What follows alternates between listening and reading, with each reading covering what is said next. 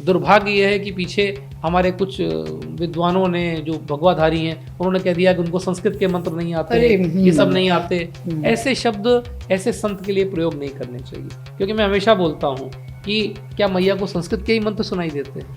नहीं, क्या भगवान संस्कृत आप सुन पाते हैं? हाँ, आप कह रहे हैं रामभद्राचार्य जी का ही स्टेटमेंट था। और क्या, क्योंकि वो जैसे स्टेटमेंट्स देते हैं, बहुत सारे लोग जब मैं उनको देखती हूँ उनको पाखंड से जोड़ते हैं। मैं इतना बड़ा शब्द उनके लिए इस्तेमाल नहीं करूँगी, लेकिन क्या वाकई कुछ ऐसा है? रामभद्राचार्य जी अपने आप में बहुत आदरणीय हैं। रामभद्राचार्य जी जो हैं वो कह सकते हैं कि भगवान राम का उनको बहुत आशीर्वाद प्राप्त है, क्योंकि उनके आंखें नहीं होने के बावजूद इतना सारा ज्ञान, इतना लिटरेचर, इतनी नॉलेज होना बहुत मुश्किल है। पर हाँ, कभी कभी क्या होता है कि जाने अनजाने में ही सही आप ऐसे शब्द बोल जाते हैं जो आपकी गरिमा के अनुरूप नहीं। जैसे जब हम ये सोचते हैं कि प्रेमानंद बाबा ने संस्कृत नहीं पढ़ी है, कोई ज़रूरत नहीं संस्कृत नहीं पढ़ी।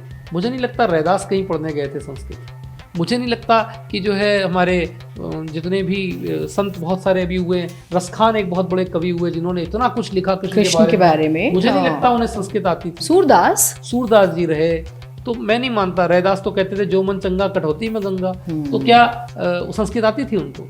संस्कृत उस जमाने की भाषा थी, इसलिए ग्रंथ संस्कृत में लिखे गए। अगर उस जमाने की भाषा पाली होती तो पाली में लिखे जाते, किसी और भाषा में लिखे जाते। तो ये हम क्यों मान लें कि जिसे संस्कृत के 4 मंत्र नहीं आते वो सम्मान का लायक नहीं है? मुझे लगता है जो भी भक्ति मार्ग पे आगे है उनका तो भक्ति का ही कार्य है, और जो भी नाम जप और सकारात्मक ऊर्जा जनता के बीच में पहुंचा रहा है, ऐसे व्यक्ति को कोटि कोटि प्रणाम है।